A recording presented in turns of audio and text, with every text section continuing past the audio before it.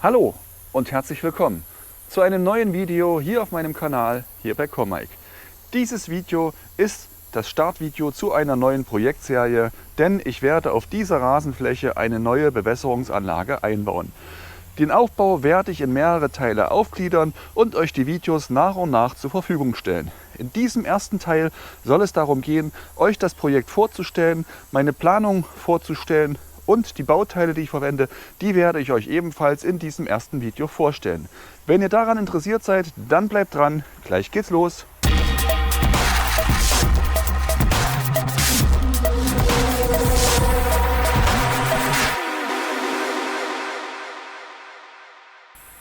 Diese Rasenfläche habe ich im Laufe der letzten Tage und Wochen angelegt.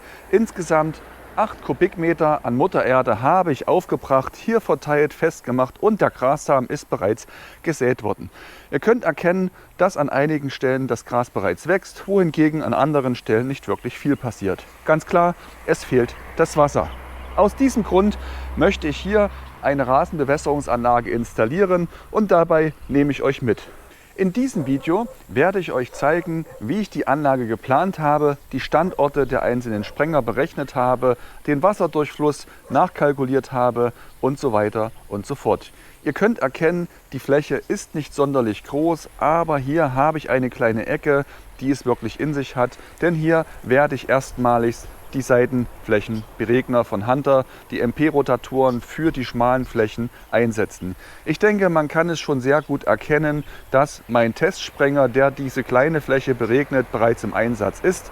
Hier ist das Gras bereits gewachsen, währenddessen hier auf der linken Seite noch gar nichts weiter passiert ist. Doch genug geredet, ich nehme euch jetzt mit in mein Büro und zeige ich euch am Rechner, was ich gerechnet und kalkuliert habe. Und dann bin ich zurück hier an meinem Rechner und ich habe bereits meinen Grundriss in diesem Programm vorbereitet. Im letzten Video habe ich euch gezeigt, wie ich die Fläche mit dem Gardena Berechnungstool berechne. Das Video dazu findet ihr unten in der Beschreibung. Diesmal möchte ich euch zeigen, wie das Ganze mit dem DVS Beregnungsplaner funktionieren kann. Dieses Programm findet ihr unter der Webseite dvs-beregnung.de.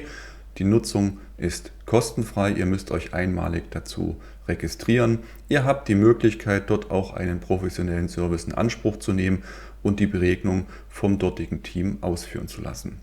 Ich persönlich habe mit DVS nichts zu tun, werde von denen nicht bezahlt, aber muss sagen, dieses Programm ist wirklich gut gelungen und gerade für den Einstieg ist es sehr, sehr gut geeignet.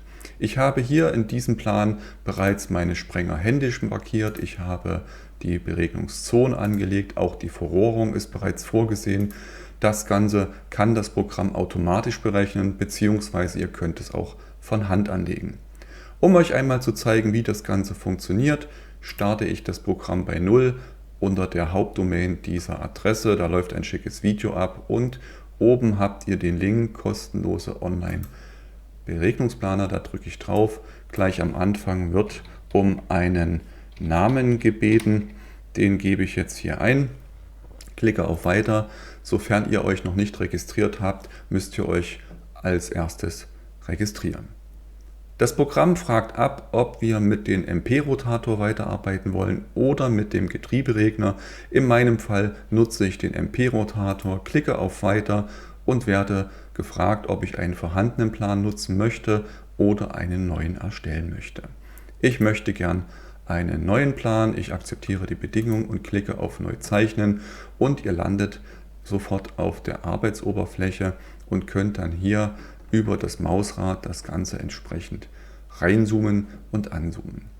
Oben habt ihr die einzelnen Menüs, die einzelnen Punkte der Verarbeitung vom Grundstück über die Sprenger, über die Rohrleitung bzw. den Bewässerungsstatus und die Rohrleitung und so weiter. Und auf der linken Seite befinden sich die Werkzeuge, mit denen ihr im aktuellen Menü arbeitet. Ich nutze zur Zeichnung das Freihand-Tool, ihr könnt aber auch die Vierecke nutzen bzw. die Kreisvarianten. Ich habe natürlich zuvor das Grundstück noch einmal ausgemessen und übernehme jetzt mit einem Klick und entsprechendem Ziehen die Grundstücksgrenzen bzw. die Grenzen der zu bewässernden Zone.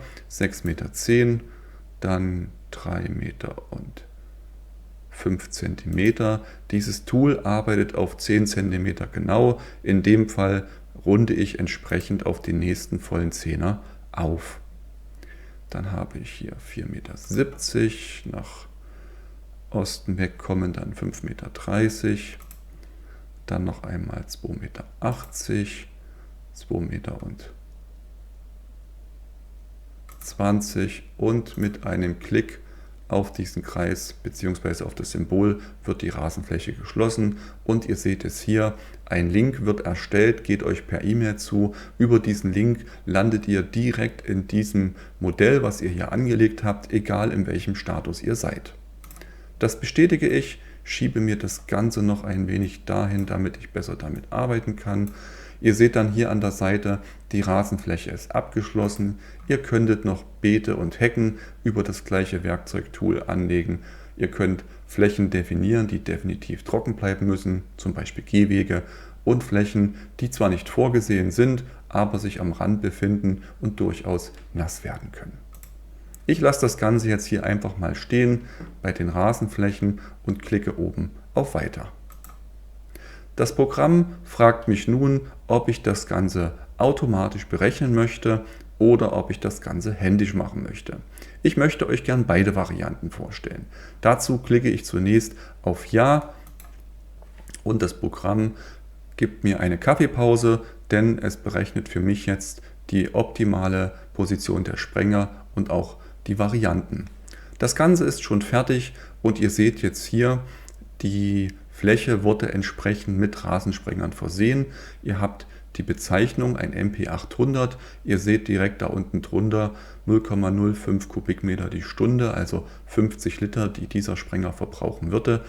Und davon sind doch eine ganze Menge jetzt hier im oberen Bereich positioniert. Hier der MP Corner, der MP2000, und wenn ich mit der Maus den anklicke bzw. drüber gehe, seht ihr hier auch schön den Halbkreis, den dieses Modell absprengt.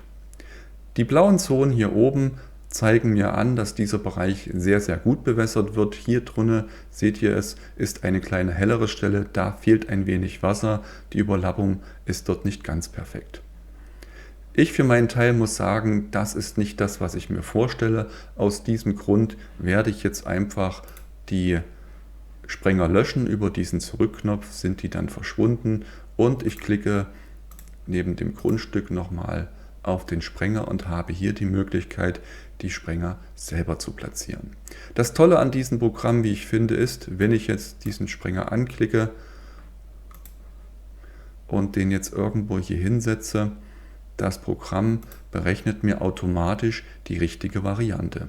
Ihr seht, ich kann jetzt hier den Winkel verändern, die Wurfweite verändern. In meinem Fall möchte ich gern hier unten in der Ecke einen Sprenger haben, der bis zur anderen Ecke weit sprengen kann. Und vom Winkel her soll das Ganze natürlich hier rechtwinklig sein, denn in diesem Bereich befindet sich mein Gehweg. Das Programm errechnet automatisch den MP2000 mit dem 90-Grad-Winkel, 6 Metern Wurfweite. Das passt soweit. Ein zweiter Sprenger kommt dann hier oben in die Ecke. Auch hier ziehe ich mir das Ganze zurecht. Und hier seht ihr einen schönen Effekt. Ihr habt hier einen kleinen blauen Markierungspfeil. Das ist der Nullpunkt des Sprengers. Den könnt ihr vom Prinzip her nicht verändern, sondern immer nur die andere Seite. Und sobald ihr hier Flächen habt, die nicht mehr dargestellt werden können, ihr seht es hier, rechts an der Seite kommt auch die Fehlermeldung, dass es dafür keinen passenden Sprenger gibt. Da müsst ihr dann sehen, ob ihr das anders platziert oder durch einen anderen Sprenger setzt. In dem Fall ist es so, auf die Entfernung MP2000 fängt bei 90 Grad an, weniger geht nicht. Die 90 Grad lasse ich jetzt stehen. Für meinen Fall ist es auch nicht schlimm, wenn hier oben etwas über den Rand hinausgeht, denn dort ist ja meine Beetabtrennung. Das Ganze mache ich jetzt so weiter, und zwar möchte ich gern hier einen Sprenger haben. Das war jetzt der falsche Klick. Und zwar soll dieser hier entlang bewässern. Und zwar so weit wie es möglich ist. Ich kann jetzt hier bis an die Ecke gehen und hätte jetzt hier auf meinem Gehweg eine minimale Überschneidung. Das muss dann jeder für sich selber klären, ob das im Rahmen des Möglichen ist oder eher nicht. Wenn ich jetzt hier noch ein wenig weiter rüber gehe, damit die beiden Sprenger tatsächlich sich überlappen, seht ihr, dass von meinem Gehweg doch der eine oder andere Zentimeter, ich schätze mal in der Praxis, das kann man ja auch ausrechnen über dieses Tool,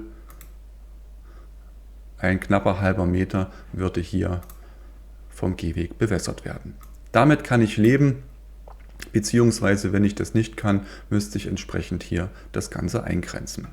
Hier MP3000, hier der MP2000 und ich setze einen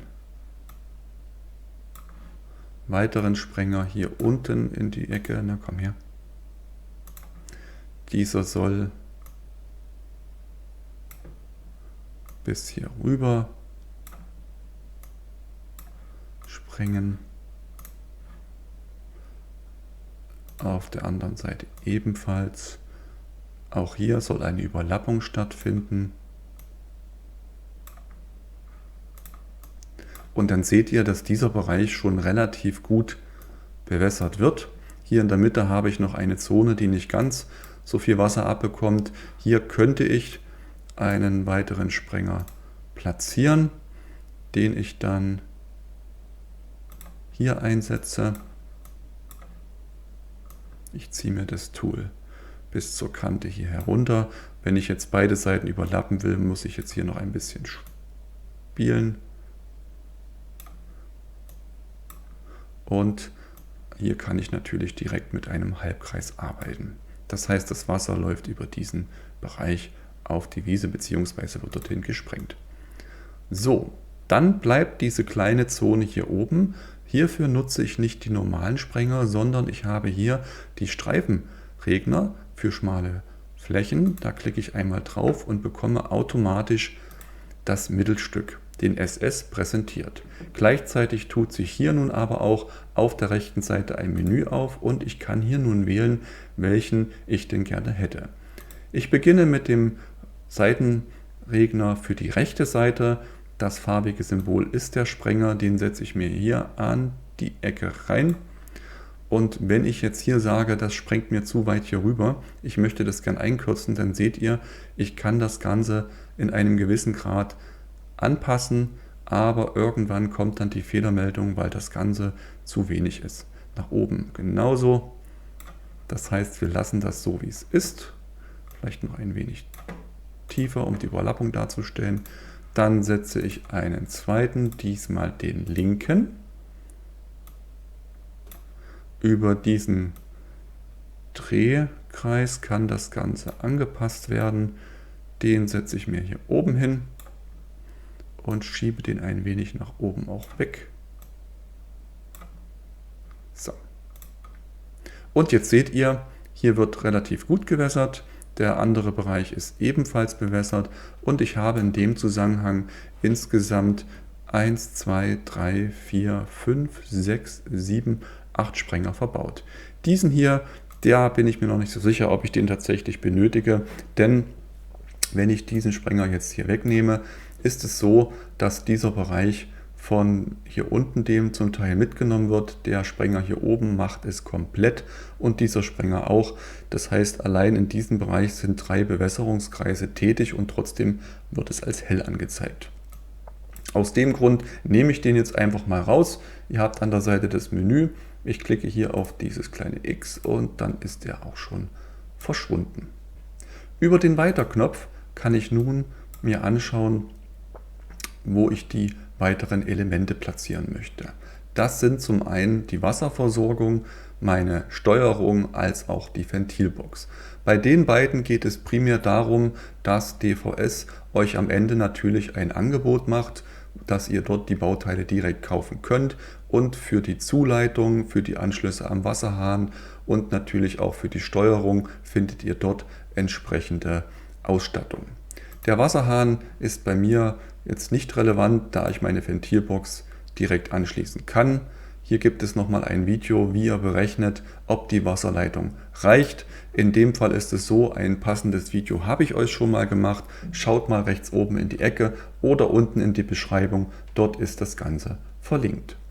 Für den Wasseranschluss benötigt das Programm eine Leistung und in dem Falle sind es bei mir 2,4 Kubik, die das Ganze in der Stunde schafft, die meine Wasseruhr durchlässt, und ihr seht schon hier, die Wassermenge wird automatisch auf 1,8 Kubikmeter reduziert aufgrund der Reibungsverluste. Das heißt, selbst bei großen Rohren könnt ihr hier eintragen, was ihr wollt. 1,8 ist die Grenze. Ihr habt zusätzlich die Möglichkeit, zwischen einer Unterflurbox, einem Filter oder nichts weiter auszuwählen. Das mache ich jetzt. Das hat natürlich Auswirkungen auf das Angebot, was ihr am Ende bekommt. Ihr könnt auch eine Pumpe mit eingliedern, eine Zisternenpumpe, wenn ihr das Ganze über eine Pumpe bewässert. Regenwasser, Trinkwasser, so wie ihr das braucht, könnt ihr alles hier einbringen. Pumpenwasser zum Beispiel, Brunnenwasser, hätte Auswirkungen auf einen Filter. So, ich habe den Wasserhahn entsprechend modelliert bzw. erfasst. Als nächstes kommt der Beregnungscomputer. Der steckt bei mir im Haus. Der Formhalter setze ich ihn einfach mal hier daneben. Hier wird spannend, wie viel Meter Kabel bekommt ihr angeboten, um den Wasserhahn bzw. die Ventile, die bei mir in dieser Box hier sind, zu versorgen oder anzusteuern. Ihr werdet gefragt, ob ihr den normalen X-Core-Computer nutzen wollt oder die smarte Steuerung. Ich habe ja bereits den normalen X-Core-Computer, deswegen lasse ich diese Einstellung. Zum Schluss kommt noch die Platzierung der Ventilbox. Die liegt bei mir ja bereits auf dem Grundstück drauf. Die setze ich hier. Es kommt nochmal die Frage, ist das eine Box, die in der Erde verbaut ist, oder handelt es sich hierbei um eine Wandmontage? In dem Fall habe ich natürlich eine Ventilbox. So, bevor ich jetzt zum nächsten Schritt komme, nämlich den Rohrleitungen, an der Stelle nochmal ein kleiner Hinweis, was die Regler angeht. Ihr seht, das System schlägt mir hier den MP2000 vor, hier auch den MP2000, den 2000, hier oben aber den 3000er und natürlich die Seitenmodelle. Auf der Webseite von Hunter, den Link findet ihr unten in der Beschreibung, habe ich eine Übersicht der Sprenger, die das Unternehmen anbietet, unter anderem auch den Rotator, der Standardrotator oder eben die 800er Serie für die extrem kurzen Flächen. Der 800er ist für Wurfweiten von 1,8 bis 4,9 Meter geeignet, je nachdem welche Düse ihr verwendet.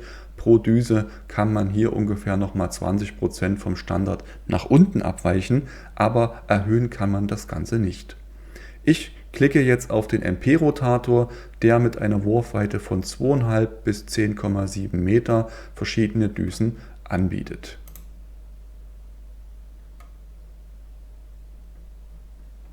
Auf der Übersichtsseite könnt ihr euch schlau machen. Wirklich spannend ist aber aus meiner Sicht der Bereich der Spezifikationen. Neben einem Prospekt zum Download habt ihr hier unten eine Übersicht der entsprechenden Rotatoren mit einer weiteren Übersicht zu den Kennzahlen und vor allen Dingen, ihr habt eine Übersicht der einzelnen Düsen mit den entsprechenden Wurfweiten und den entsprechenden Winkeln.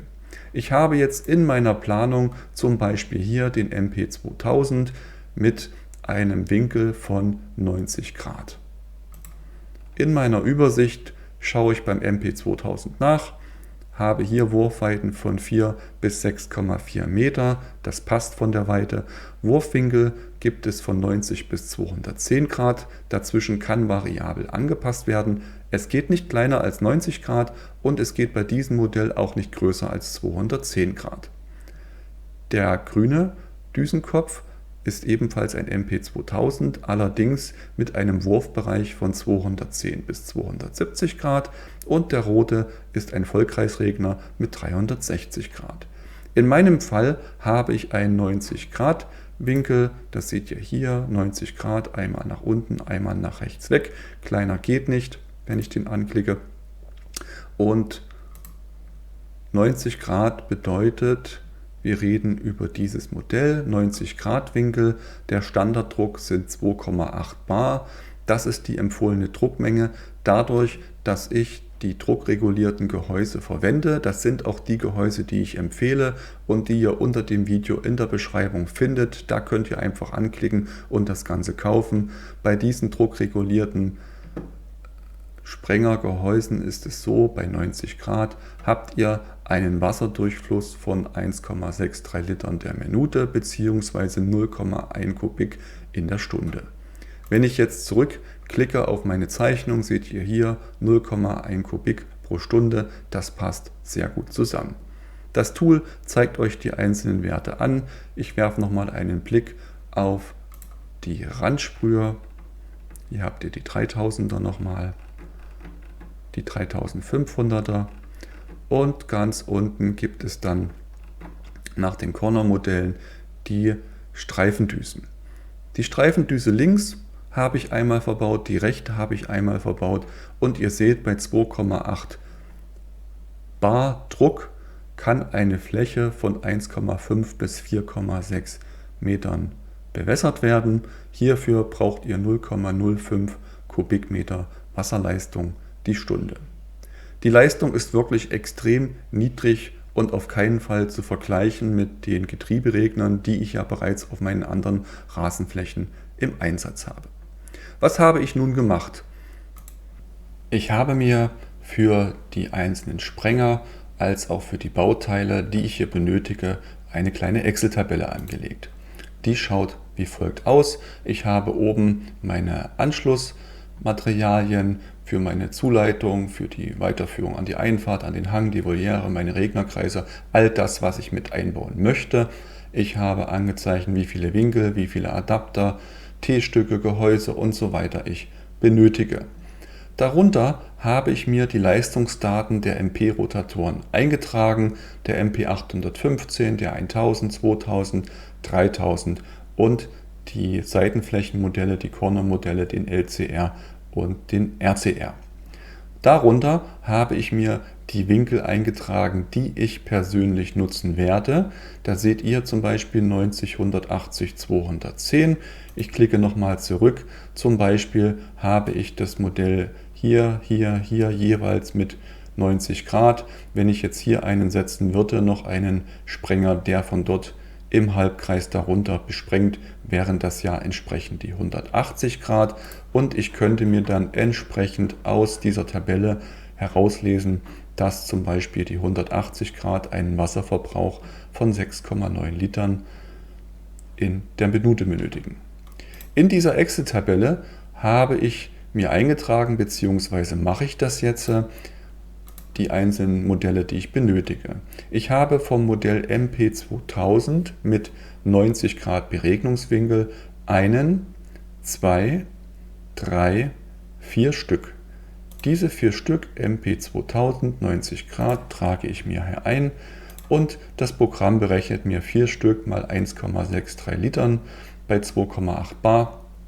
Und schon komme ich auf den Gesamtverbrauch von 6,52 Litern, die ich in der Minute benötigen würde.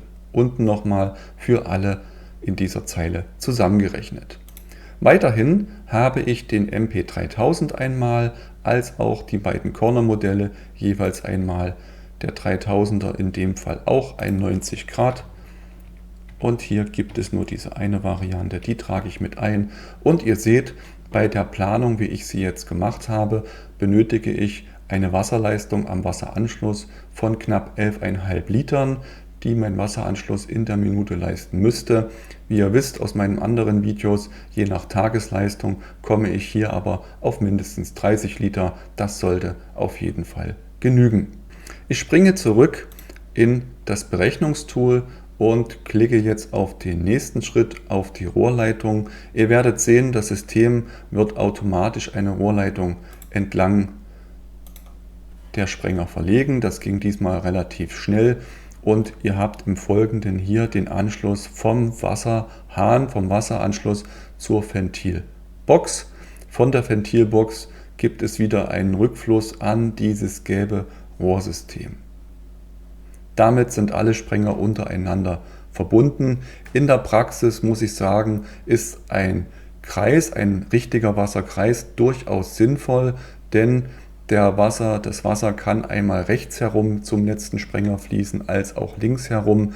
Macht auf jeden Fall mehr Sinn, als wenn von der Ventilbox nur ein Strang entlang geht, der dann am letzten Sprenger endet. Denn hier habt ihr das Problem, dass am Ende weniger ankommen könnte, als eben am ersten. Durch die druckregulierten Gehäuse ist das Problem nicht mehr ganz so groß. Durch den Kreis wird es aber mehr oder weniger komplett eliminiert. Ihr könnt über einen Klick an diesen gelben Rohren das Ganze auch so anpassen, wie es in der Praxis Sinn macht. Denn hier steht mein Gartenhaus, hier kann ich das Ganze nicht nochmal aufgraben. Deswegen muss ich in dem Fall das Ganze ein bisschen umfunktionieren. Das Ganze würde auch in dem Fall, ja, das nimmt er jetzt gar nicht, jetzt eher nach hier weggehen und in dem Fall hätte ich auch einen Kreis.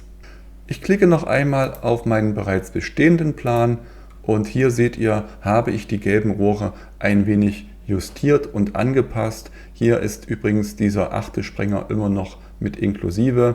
Den lasse ich jetzt auch erstmal drinne, auch wenn ich aktuell nicht vorhabe, diesen einzubauen.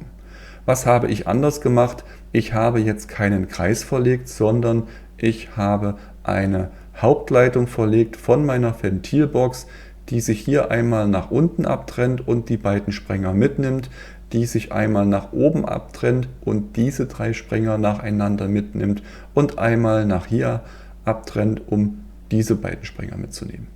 Was hier zusätzlich noch dazu kommen wird, ist eine Wasserleitung parallel, die hier in meine zweite Verteilerbox sich endet und eine Wasserleitung, die von der Ventilbox an das bestehende Rohr zu meinem Hang hinzukommt.